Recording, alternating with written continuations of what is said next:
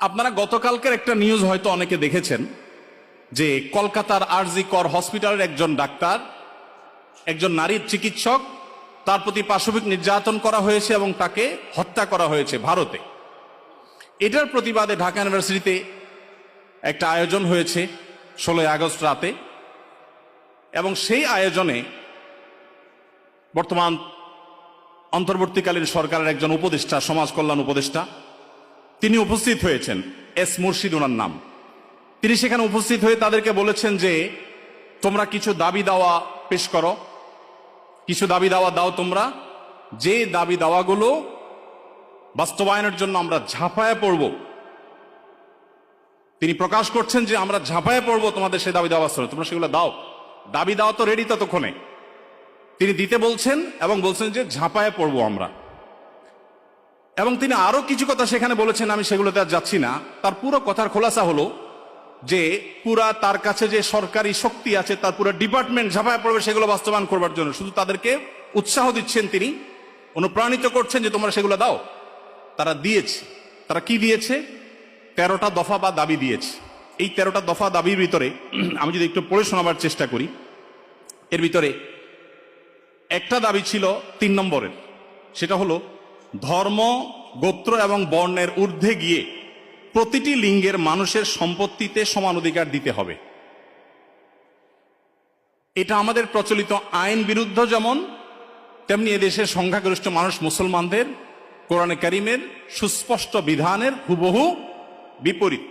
এর আগে বিভিন্ন সরকার যেটা চেষ্টা করেছে, করতে পারে নাই। এখন বৈষম্য দূর করবার নাম দিয়ে কলকাতায় হয়েছে কি, আর তারা দাবি করছে কি? কলকাতায় হয়েছে একজন নারী চিকিৎসক পাশবিক নির্যাতনের শিকার হয়েছেন, তাকে খুন করা হয়েছে। পৃথিবীতে মুসলমানরা নারীদের অধিকার নিয়ে যখন কথা বলেছে, তখন আজকালকার নারীবাদীদের জন্ম হয় নাই। মুহাম্মদ সাল্লাল্লাহু আলাইহি সাল্লাম যখন নারী অধিকার নিয়ে কথা বলেছেন, তখন এই নারীবাদীদের 14 গোষ্ঠীর কারোর জন্ম হয় নাই। যেখানে মেয়ে হিসেবে জন্মগ্রহণ করলে জীবন্ত পুঁতে ফেলা হতো, যেখানে মেয়ে হিসেবে জন্মগ্রহণ করা অপরাধ ছিল, সেই সমাজে নারীকে শুধুমাত্র মুক্তই করেননি নবী সাল্লাল্লাহু আলাইহি সাল্লাম, শুধুমাত্র মৃত্যুর হাত থেকে রক্ষাই করেননি, নারীকে আকাশের উচ্চতায় তুলে দিয়ে গেছেন। কোন বাবা মা যদি 2টি কন্যা সন্তানকে সঠিকভাবে যথাযথভাবে লালন পালন করে, তার জন্য জান্নাতের গ্যারান্টি দিয়েছেন। তার বিপরীতে 1 ডজন ছেলে সন্তান পালন করলেও এই সুসংবাদের কথা নবী সাল্লাল্লাহু আলাইহি সাল্লাম বলেন নাই।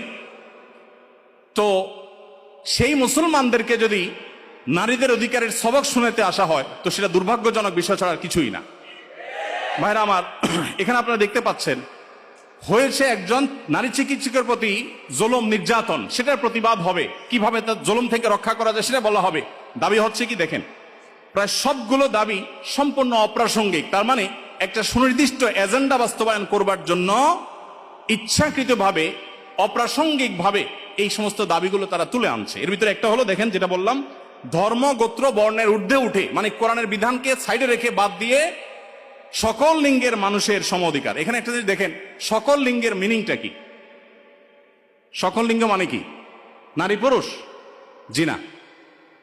মূলত সমকামিতার কথা সরাসরি না বলে এই যে সকল লিঙ্গ, তারপরে যে আপনার জেন্ডার ডাইভার্সিটি, জেন্ডার বৈচিত্র্য, লিঙ্গ বৈচিত্র্য, এগুলো সবগুলোর মিনিং হলো যে এখানে তারা সমকামিতাকেও একটা লিঙ্গ হিসাবে, সমকামীদেরকে একটা লিঙ্গ হিসাবে, ট্রান্সজেন্ডারদেরকে একটা লিঙ্গ হিসাবে এখানে প্রবেশ করাচ্ছে, সরাসরি বলছে না। তো যাই হোক, এখানে কোরআন কারীমের আয়াতের বিধান থেকে আমাদেরকে, সারা দেশের মানুষকে সরে আসার জন্য আহ্বান করছেন। এই দেশে ছাত্ররা বৈষম্য বিরোধী, কোটা বিরোধী আন্দোলন করেছে কি কোরআন কারীমকে পরিবর্তন করবার জন্য? কোরআনের বিধানকে উল্টাবার জন্য মুসলমানরা রক্ত দিয়েছে? কিন্তু তারা তো সেই দাবি করছে।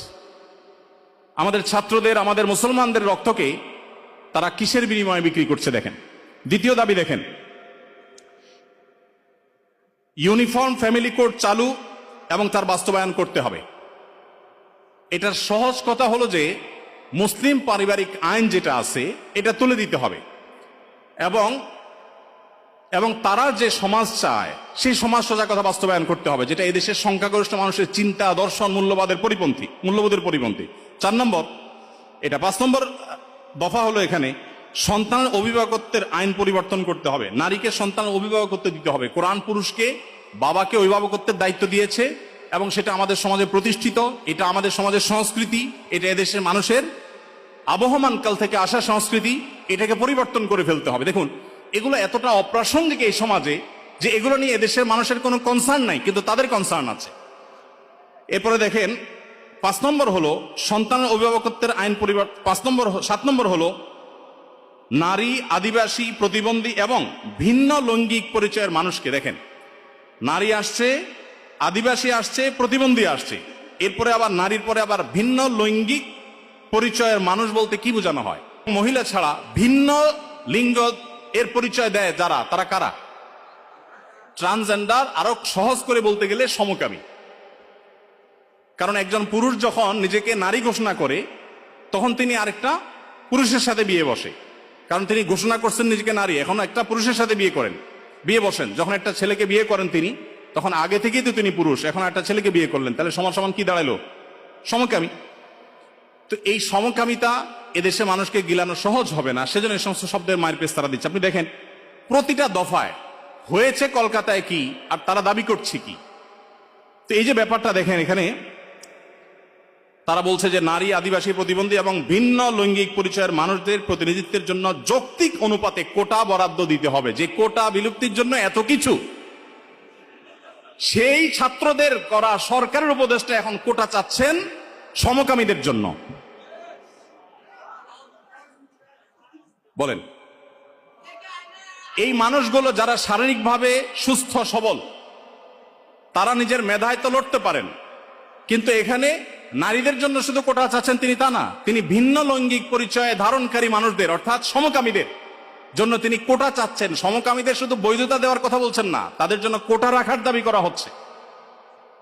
আচ্ছা দেখেন, এরপরে আমরা দেখতে পাচ্ছি যে 8 নম্বর যে দাবি, সে দাবিতে লেখা আছে যে বলা হয়েছে যে 1860 সালের গর্ভপাতের আইন বাতিল করতে হবে, নারীকে গর্ভপাতের পরিপূর্ণ স্বাধীনতা দিতে হবে। মানে জেনা ব্যভিচার হবে, অসামাজিক কার্যকলাপ হবে, মনে চাইলে গর্ভপাত করবে, এই বিষয়গুলো ইজি করে ফেলতে হবে, সোজা কথা। তো গর্ভপাতের মাধ্যমে যে ভ্রূণ হত্যা করা হয়, এটা কি হত্যা না? হত্যা না? তো মানবতার ধ্বজাধারীরা দাবি করছেন কিসের? যে একটা মানব ভ্রূণ হত্যা করার অনুমতি দিতে হবে, স্বাধীনতা দিতে হবে। এ দাবি করছেন কারা? মানবতার সবক দেয় যারা আমাদেরকে সকাল বিকাল, তারা। ভাইরা আমার, এরপর আপনি দেখেন কলকাতায় ঘটেছে কি, একজন নারী চিকিৎসকের উপরে জুলুম হয়েছে, আর তারা চাচ্ছে কি যে কোনো নারী যে কোনো জায়গায় গর্ভপাত করতে পারবে, পারমিশন চাচ্ছে। তার মানে যত রকমের অবৈধ সম্পর্ক আছে, জেনা ব্যভিচার আছে, এগুলো করে যাতে কারো টেনশন করতে না হয়, সে রাস্তা যাতে সুগম হয়, সেটা তারা চাচ্ছে। কলকাতা হয়েছে কি আর তারা দাবি করছে কি? আচ্ছা, এরপরে দেখেন 9 নম্বর দাবি করেছে তারা, নারী এবং লৈঙ্গিক বৈচিত্র্যের মানুষের জন্য সমান কর্মসংস্থানের সুযোগ দিতে হবে এবং নিরাপদ কর্মসংস্থানের নিশ্চয়তা দিতে হবে। তার মানে নারী এবং লৈঙ্গিক বৈচিত্র্যের মানুষদের কথা বলা হচ্ছে এখানে। পুরুষ তো আছেই, মহিলা পুরুষের বাদে আবার বিভিন্ন লৈঙ্গিক পরিচয়ের ধারণকারী মানুষদের জন্য কর্মসংস্থানে বিশেষভাবে তাদের জন্য সুযোগ দিতে হবে, পরিবেশ করতে হবে। তার মানে কি নারী পুরুষ ছাড়া কি আছে? ট্রান্সজেন্ডার বা সমকামী। যদি আপনি বলেন না আমি এখানে তৃতীয় লিঙ্গ বুঝেছি, তাহলে তৃতীয় লিঙ্গ বলতে আপনার সমস্যা কি? লৈঙ্গিক বৈচিত্র্য শব্দ বলতে কতগুলো অক্ষর ব্যবহার করতে হয়েছে, উচ্চারণ করাও তো একটু কঠিন। আপনি তৃতীয় লিঙ্গে বলতে সমস্যা কোথায়? হিজড়া বলতে যদি আপনি না চান, না বললেন। তৃতীয় লিঙ্গ তো আমাদের দেশের স্বীকৃত ভাষা, সংবিধানের ভাষা, তাহলে সেটা ব্যবহার করতে অসুবিধা কোথায়? তার মানে এটা তাদের উদ্দেশ্য না। আমি তো দায়িত্ব নিয়ে বলতে পারি এটা তাদের উদ্দেশ্য। তাদের উদ্দেশ্য হলো সমকামী বা ট্রান্সজেন্ডারদেরকে তারা সমাজে প্রতিষ্ঠা করবার অপচেষ্টায় লিপ্ত। ভাইরা আমার, এখনো দেশের কিছুই ঠিক হয় নাই, কত জটিল অবস্থা। এখনো পুলিশ ভালো করে তাদের কাজে যোগদান করতে পারেনি, এখনো স্থবিরতা আছে, স্টাবল হচ্ছে না। সবাই সর্বাত্মক সহায়তা করছে, আমরা সবাই সহায়তা করছি। এই শুরুতে এসেই দেখেন তারা একটা পর একটা দফা দিচ্ছে এবং সেখানে এদের দফার সাথে দফা দেওয়ার জন্য, দাবি দেওয়ার জন্য উপদেষ্টা মহোদয় তাদেরকে বলছেন এবং বলছেন ঝাঁপিয়ে পড়বেন তিনি এই দাবিগুলো বাস্তবায়ন করবার জন্য। এরপরে 10 নম্বর দাবি দেখেন, প্রতিটি ভিন্ন ভিন্ন লৈঙ্গিক পরিচয়ের মানুষের রাষ্ট্রীয় পরিচয়পত্রে তার লৈঙ্গিক পরিচয়ের স্বীকৃতি থাকতে হবে। তার মানে পুরুষ, মহিলা, ট্রান্সজেন্ডার বা সমকামী এটা থাকতে হবে। পুরুষ মহিলা তো আছেই, তাহলে প্রতিটি লৈঙ্গিক পরিচয় ধারণকারী মানে কি বুঝাচ্ছেন আপনি? আপনি বলেন যে পুরুষ, মহিলা, হিজড়া বা তৃতীয় লিঙ্গ, এটা তো হয়ে যায়, কিন্তু প্রত্যেকটা মানে কি? প্রত্যেকটা লিঙ্গ পরিচয় ধারণকারী মানুষের মিনিং হলো এটা। বিগত আমলে আমাদের স্কুলে, এমনকি আলিয়া মাদ্রাসার পাঠ্যপুস্তকে যে পাতায় পাতায়, লাইনে লাইনে, পৃষ্ঠায় পৃষ্ঠায় যে সমকামিতার কুশিক্ষা, এই অপসংস্কৃতি এবং বস্তা পচা সস্তা এই চিন্তাধারা এবং বিকৃত ব্যবস্থাপনাকে যারা এই সমাজে পুশ করার চেষ্টা করছে, আমাদের সমাজে এর বাইরে হাজারটা বিষয় আছে, সেগুলো নিয়ে তাদের কোনো মাথা ব্যথা নেই। আবার সেই একই জিনিসের পদধ্বনি আমরা এখনই শুনতে পাচ্ছি। ভাইরা আমার, 11 নম্বর দাবি ছিল তাদের, সব ধরনের লৈঙ্গিক বৈষম্যকারী আইন বাতিল করতে হবে। সব ধরনের লৈঙ্গিক বৈষম্যকারী আইন বাতিল করতে হবে। ওই যে মেয়েদের, ছেলেদের মিরাসের যে আইন আছে সেটা বাতিল করতে হবে। তারপরে যায়া আপনার সমকামীদের বিরুদ্ধে আমাদের দেশে আইন রয়েছে, আপনারা জানেন, সমকামিতা লিপ্ত হলে 2 বছর কারাদণ্ডের কথা বলা আছে, সেগুলো বাতিল করতে হবে। এই যে দাবিগুলো আছে, আপনারা এবার মিলান যে কলকাতাতে একজন নারী চিকিৎসক, তিনি জুলুমের শিকার হয়েছেন, তার সেই জুলুমের বিরুদ্ধে সর্বকণ্ঠে আমরা শতকণ্ঠে প্রতিবাদ জানাবো, কিন্তু এখানে প্রতিবাদ জানাতে গিয়ে দাবি যেগুলো তোলা হচ্ছে সবগুলো হলো সমকামী এবং ট্রান্সজেন্ডারদের জন্য দাবি। এই যে ষড়যন্ত্র, এটা আমাদের দেশে নতুন না। যারাই যখন আসে, বিদেশিদের টাকা পয়সা ফান্ড পেয়ে তারা সেগুলোকে এই দেশে পুশ করার অপচেষ্টায় লিপ্ত থাকে। তারা জানে না এদেশের ওলামা একরাম তাদের শেষ রক্তবিন্দু থাকা পর্যন্ত এ সকল অনাচারের বিরুদ্ধে তারা কথা বলে যাবেন। এদেশের ওলামা একরাম, এদেশের দিনদার মানুষের কোনোদিন এটা বাস্তবায়ন হতে দিবে না।